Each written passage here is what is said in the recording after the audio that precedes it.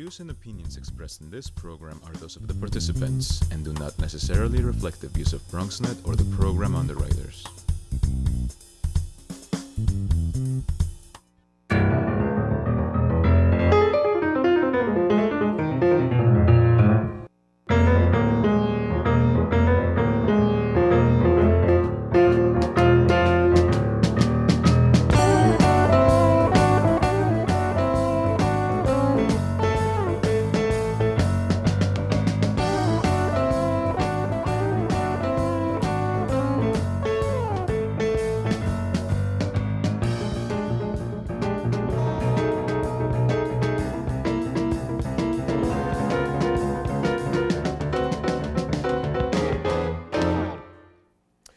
Good evening and welcome to Bronxtalk. Tonight's show is about something that has a fancy name, Proof Point Day, but what it's about is not very fancy at all. In fact, it's in celebration of something fundamental that ensures the success of all people in the Bronx and elsewhere. Proof Point Day is this Friday, May 27th, and the idea is to celebrate, honor, and recognize all the people at every level of education who are the first in their families to graduate. The idea is to acknowledge them so that not only do they receive appropriate support for having blazed a trail, but also so that all the people who come after them, their brothers and sisters, their relatives, their friends, their neighbors, and ultimately even their children, will know the importance and power that education gives them, and frankly, gives all of us in shaping a better Bronx and a better world. In fact, South Bronx Rising Together will be holding a Proof Point Day celebration this Friday, and we'll have information about that for you so you or others can participate. Tonight, we take a look at Proof Point Day with the national founder of the concept, and we have some well-known Bronxites, 3 different elected officials who will be on the phone with us tonight who can talk firsthand about being the first in their family to graduate and the implications for all Bronxites who are in or could be in that circumstance. The phones are open if you want to call in with your questions or comments. The number is 718-960-7261, or send us an email at bronxtalk@bronxnet.org or post it on our Facebook page, and we'll read it on the air during a future edition of our program. So we'll have some people on the phone in just a bit. For the here and now, the founder of Proof Point Day, it is Chastity Lord. Good evening. Thank you for joining us. Happy to be here today. Very happy. I've given the background. Yes. What is Proof Point Day? Why is Proof Point Day? Give us the whole the background. How did we get to where we are now?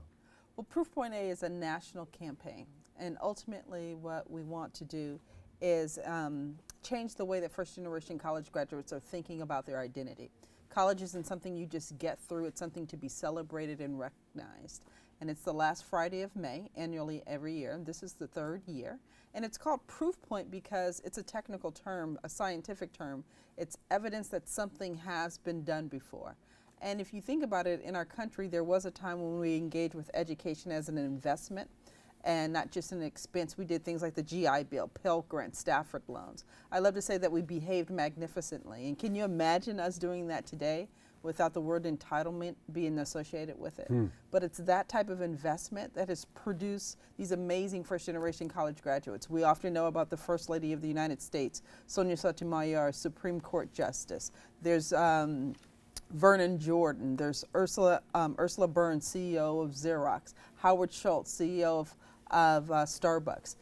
Chastity Lord. There are these folks who literally have benefited from our country investing in education in a very unique way. So what you have done is defined a, kind of a cross-section that nobody else realized when you talk about for example, the well-known people that you mentioned, and you didn't realize that they had something, in common about them that distinguishes them. To start with the second citizen of America, the First Lady of the United States, and that distinguishes them. And then you've defined it, and then, for want of a better term, trickled it down to every neighborhood, every school, et cetera, et cetera. Yes. We're going to talk very specifically, and it really is exciting about the event we're going to have Friday in the Bronx, in the South Bronx, as a matter of fact. Talk to me about the breadth of it, even nationwide. Yep. Has it gone, nationwide? Are there movements in other cities before we get to the Bronx? Give me the scope of it. So yes, and so as I said, this is the third year. It started 2 years ago, and it's been recognized from everyone from the First Lady of the United States. The Department of Education every year has engaged and recognized and been a part of it. We've had senators, councilmen, aldermen also participate in the celebration. And literally, I would say it has been in all 50 states, at least 50 states rather, kind of throughout the U.S.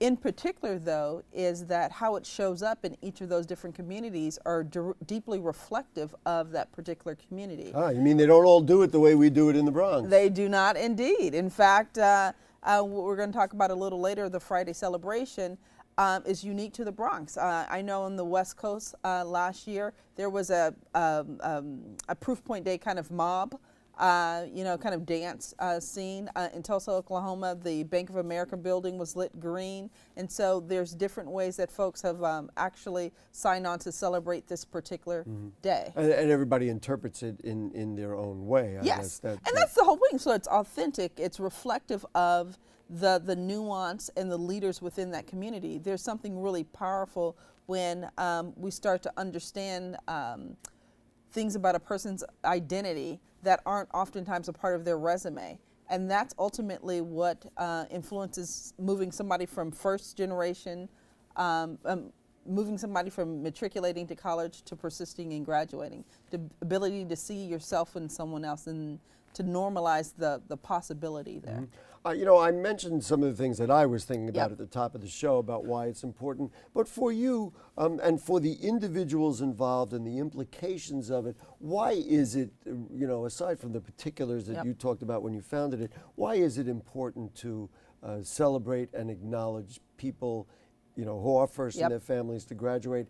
And what really, do you hope comes out of this celebration?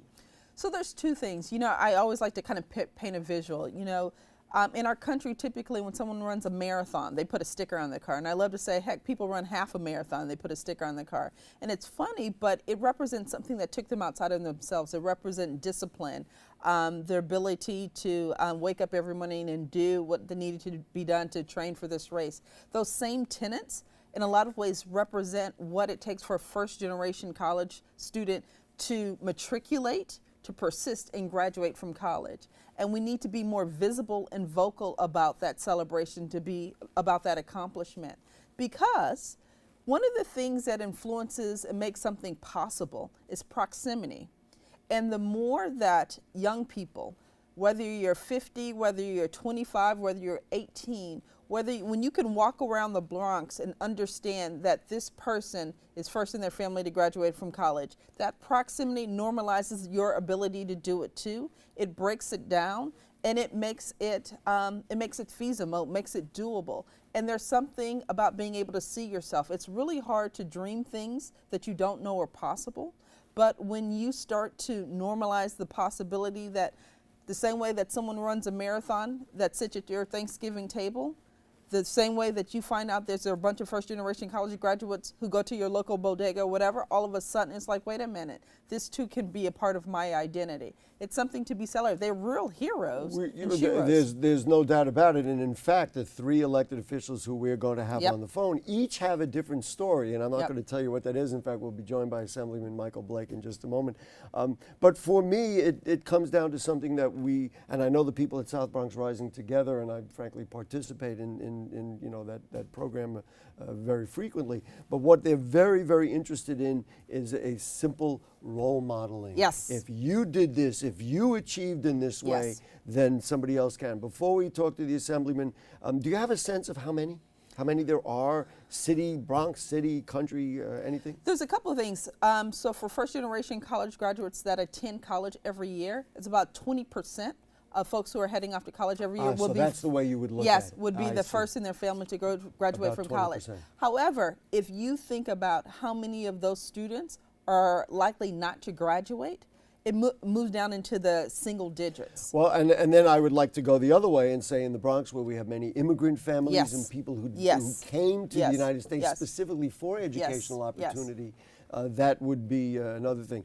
Before we say hello to the Assemblyman, I'm wearing green. The color on Yes. Friday that you need to wear is green to help celebrate Proof Point Day. Yes. All right, no more waiting. Can I keeping them- interject for 1 second? One of the Uh-oh. reasons we wear green Yes. is because it represents growth. It represents prosperity, all of There you those go. different things. So wear green, May Wear 27th. green. I have my green folder. I'm wearing my Yes. green tie. My button. And Assemblyman Michael Blake, so nice to have you. I know you're in Albany, and we appreciate you taking the time. I know your schedule has been crazy. Nice to have you with us.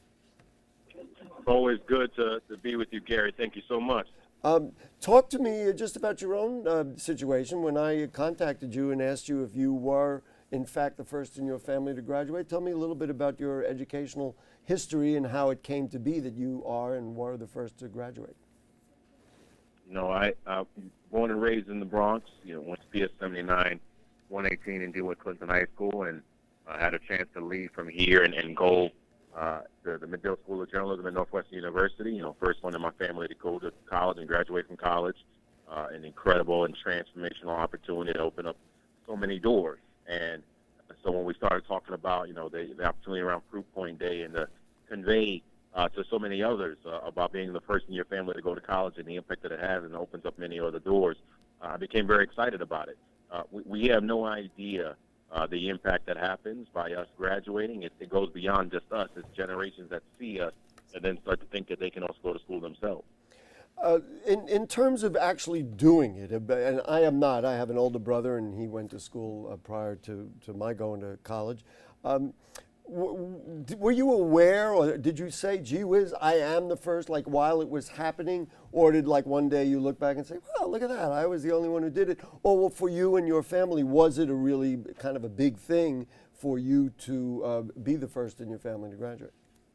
I still remember vividly when I was going at the airport to Northwestern, that my dad was, had tears in his eyes, and my mom just kind of hugged me with just such a joyous and smile of pride. You know, you definitely understand when it's happening, the immediate impact. You may not understand the long-term impact that's what's occurring, but it starts to sink in of, okay, this is pretty special. And when you know, I think it really starts thinking when you ask questions, you recognize that folks may not have answers. You know, what is it to join a fraternity? What is it to learn about a Black Student Alliance? What is it to be engaged with midterms? What's the difference between quarters versus semesters? You know, there's so many differences that you start to pick up on that you didn't know, and you don't know who to ask. Right, because nobody in your family had done that. That's so interesting. Yeah, they hadn't done it, you know. So but it doesn't scare you. It actually excites you. The new information was exciting for me. It was an opportunity to learn and to grow and to grasp in those ways I wouldn't have. Mm-hmm. You and I talk about these kinds of issues probably every time we get together, whether we do it formally here on television or, you know, we meet you in the neighborhood somewhere. And we talk about the idea of role modeling and why it's important for people in your 79th Assembly District to kind of stand up and say, well, wait a minute, this is possible. You can do this too. So talk to me a little bit about kind of overcoming certain difficulties, certain you know, boundaries or certain things that you know, kind of frankly hold people back who grow up in the South Bronx and don't have those role models right in front of them. Look, you know, I think often we try to go through life saying that we can do it on our own. But, you know, we could do it much better when we have people around us that will coach us and support us and build us up. I learned how to tie my tie from my godfather, who kept showing me on the little things. I reflect on the times that my dad would help me sell chocolate when I was in school. My mom is the reason why I joined the high school chorus. You know, it was people around that just showed me the ways to do things, even if they're not directly saying to do it. Just being around them, you want to get better. You want to understand. You want to grow. And for me, I recognize that now. You look at what we're doing at Urban Scholars at former PS 463 on 1180 Tinton Avenue. Now they have the basketball league that just concluded, and they had 4 basketball teams. One of them was the Michael Blake Knicks. It never would have went through my mind when I was growing up in the Bronx that there would be a basketball team in elementary school named after me, what we're doing here. But they see me, and the young people come up to me like, hey, we saw you on TV. We remember when you came to our school. Remember the things that you're doing. The impact of being a role model is understanding that you have impact even when you're not saying anything. Right. And so, the opportunity of being able to come back home and say, I grew up in this area just like you. I went through trials and tribulations just like you. I went to school. I graduated from school. I stayed out of trouble. I had a chance to go work for the President of the United States for close to 7 years. I came back home. I pursued my dreams. You can do it as well. Just being present is a way to be a role model because you can change the game for them in that way. Assemblyman, we're going to have some of your colleagues on, but I'm going to let Chastity Lord ask you a quick question. Let's answer quickly, and then we're going to move on as well. First off, I just want to say hello as a fellow Wildcat. I also... yes. Yes. I didn't know we were going there. We can talk about that later. But first of all, I just wanted to congratulate you, Assemblyman, and also say thank you for being visible and vocal about this part of your identity. The truth of the matter is, I think in a lot of ways, it's we often talk about college access from a very 21, graduating from college, check the box. And the thing that I just want to commend you and also encourage you to continue to do is talk about your full identity, talk about your full journey. And college, being a first-generation college graduate, is something we just need to be much more dogged about making a part of our resumes, making a part of our bios, our introductions, because people need to hear and see themselves, even the intricacies of our stories. Assemblyman, I'm going to let you go because I want to bring some of your colleagues in, and you're going to be there on Friday afternoon. We're going to put up the information, and I really appreciate, much like Ms. Lord just said, I appreciate you telling your story, but we got to tell the truth in the BX, and that's what we do. Go Wildcats. I'm going to close by saying this. I'll be there Friday. Obviously, I got to say go you and you, since we are the top journalism school in the nation, and Northwestern University represents in that way. The business school is pretty strong too, so there's a lots of greatness. Assemblyman, we got to feel good. This is the first time that's happened in 21 years. Assemblyman, thank you so much. So what's happening on Friday? Let's stop teasing our friends and neighbors and the public, and let's talk about what's happening. Friday, there's going to be a huge rally. There's going to be a huge event on South Bronx Rising. They are really spending some time doing an audit of first-generation college graduates throughout the Bronx community, really wanting to bring visibility and a face to leaders here in the Bronx community. In addition to that, there's going to be performances, poetry, just a lot of different things. We're going to have elected officials. I have an opportunity to share some words and talk about why and how National Proof Point Day got started, but it's going to move from this kind of theoretical to Bronx has some amazing first-generation college graduates. Let's put a face with it. Let's put a story to it.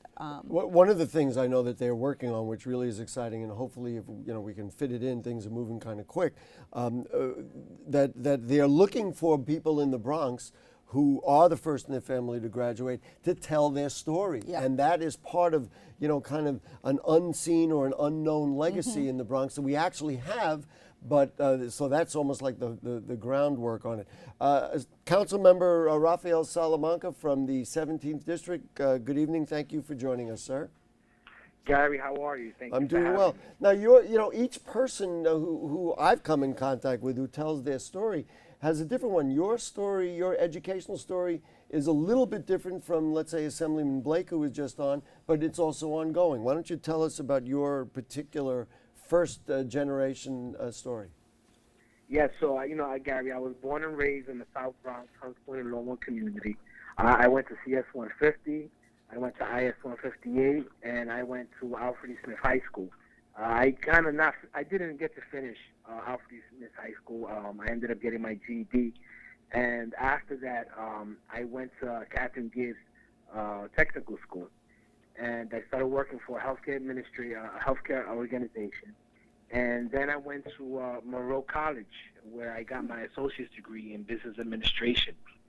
And after After finishing at Monroe College, I enrolled in Lehman College. But I didn't get to really finish Lehman College. It was kind of difficult for me. So you at did a have very young age. I was working and living in my own. And then, of course, I mean, you and I have told your political story on the air in debates and when you were on the show. So, you were a district manager in Community Board 2, and now, of course, had been elected a council member. So your story is ongoing. To me, this is kind of the role modeling we were just talking about in perfecto, because you will be going for your bachelor's degree while you are working. Yes. It's important for me to continue school and get my bachelor's degree. I have a young man in my household who's 16 years old who's already looking for at different colleges. And I have a 21-month-old at home who we're going to put in daycare soon. And, my wife has her master's degree from Baruch College. So it's important for me to really step up my game and be that role model in my household for my children. Before we let you go, explain to me, was it difficult? Now, the path you just described, I think, is very common. Many people in the Bronx can relate to it. They went to one school, they had some other issues, they had to deal with various things. Tell me a little bit about, was it difficult? Just characterize the path you took to get to this point educationally. Well, educationally, Gary, it was quite difficult for me because I was going to school and living on my own. So I really had to focus on ensuring that I could pay my rent, and also I was paying for my school out of pocket as well. And I was blessed to be able to get my bachelor's degree, but I was also very blessed to have many doors open for me, where I went from working as a healthcare administrator to a director of a healthcare facility, and from there to be district manager and now councilman in the 17th Council District. I guess we're going to have to move on, but because we have your colleague, Councilmember Gibson, is also a first graduate, and she's going to join us in a moment. But I guess the bottom line then is it's possible, right? Even though you had all of these things, it is possible to do this, right? Growing up in the South Bronx. It is. It is possible to do it. And I still have much work to do, and I'm going to continue moving forward and ensuring that I fulfill my educational responsibility. Right. Councilmember, we will certainly be in touch. We'll have you back on the show, and we thank you for joining us tonight. And good luck and congratulations on being a proof point example. Thank you. Okay. And all the best with that 21-month-old. Yeah, lots of study time. Absolutely. I was going to share with you that while we do that, Jayla, if we could put up that we have that whole green thing which gives people instructions and where this thing is going to take place, and then you. What a lot of folks don't know, Gary, is a lot of first-generation college graduates. About 50% of them are over the age of 35. Typically, they are heading back to college and persisting and trying to get the degree. And so I just want to make sure that that first-generation college graduate, you aren't just thinking about the 21-year-old. It's never too late, and the councilman actually gave a great example of that. And it's that type of investment that really can influence and redirect social economic mobility in our country. You're seeing on the screen, folks, the specifics about where and when and the whole thing, and you can, there'll be all that kind of stuff that will be going on at that event. I just thought the councilman's example was perfect because there's so many people in the Bronx who say, well, it hasn't gone real well, I had to work, I had to do that. But look where he is, and look what he's still going to pursue his education. Councilmember Vanessa Gibson from the 16th Council District. Good evening, Councilmember. Nice to have you. Good evening, Gary. Good to be on the show. Thank you. Always good to have you. You told me, and you're the third elected official we're having on tonight. You told me that you actually finished your degree while you were running for office. You got to tell us a little bit about that story. Sure, I'll do it quickly. It's good to be on the show. So I went to Murray Bertram High School in Manhattan and then graduated and went to SUNY Albany for my bachelor's degree. And how I got into politics was during my senior year, I heard about an internship opportunity at the New York State Assembly. And I got accepted, and I was assigned to work for Aurelia Green. And what I didn't realize is that internship would lead to really a lifetime of mentoring by Aurelia Green, and it gave me an opportunity and an introduction into public service. And after my internship, I graduated with my bachelor's, And Miss Green decided to hire me to give me a chance to learn from her. And I worked for her for almost 10 years, both in Albany, and then I moved to the Bronx and served as district office manager. And this was prior to getting your degree? Absolutely. So I got my bachelor's degree, and now that I'm working for her, she decides to take a new position and become deputy borough president when Ruben Diaz got elected. Right. And then I said, I should go back to school and continue to further my education. And I enrolled at Baruch College part-time, and I was working for her full-time and going to school at night. And what I didn't realize is that I would get an opportunity to actually run for her assembly seat in 2009. So the interesting thing about it, I was in a 3-year program, and I finished the degree in 2009. My graduation was May 27th, and the special election was June 2nd. Oh my goodness! So 5 days later, you had to literally get elected. Council member, talk to me. This will be the final question because we're almost out of time. Talk to me about kind of what you would, or the message that you want to give to people in the Bronx who say, you know what, I don't know if I can do this. I've got kids, I've got work situations. I never really finished, but talk to me about the importance of it and what would be your advice to those people. I would always say strive for the very best and don't limit yourself. You are the only obstacle in the way of your future. And there will always be naysayers, there will always be obstacles and roadblocks that may prevent you from pursuing your dreams, but you have to recognize your value, your worth, and that you are here to give back. And if you can help elevate yourself to the point where you are educating yourself and you are creating opportunities for other people, then you're doing a good job. And there's so many programs and opportunities out there and so many doors that can open for you. You just have to realize the possibilities are endless. Whether you're a single parent, whether you're struggling to make a salary every day and take care of your family, no matter what the circumstance is, it is going to make you stronger. If you are determined and you set yourself up that you want to go to college and you want to graduate and be the first in your family, then seek to do that and don't let anyone stop you. Continue to look forward, continue to press on, surround yourself with people that can help you, get internships, volunteer.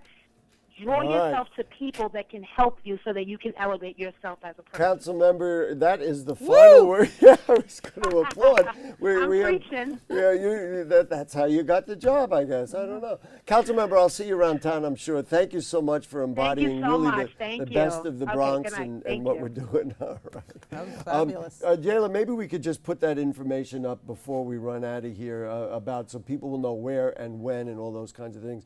Got about 30 seconds to wrap it up. What are your final thoughts on what you heard today? Final thoughts is it's one thing to ask young people to do something. It's another thing for them to be able to see demonstrated proof points of it being done. And the last thing I'll say is I heard recently from former Governor Deval Patrick, who's a first-generation college graduate. It's one thing for somebody to be first. It's critical for there to be conditions put in place to ensure that others can come behind them. And that is what we need to do as first-generation college graduates. And I will finish with this statistic that the studies show that 80% of your children, 80% of the people who graduate, their children will also graduate. So it's vital for you and for the people behind you.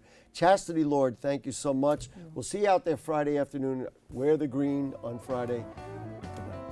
We are who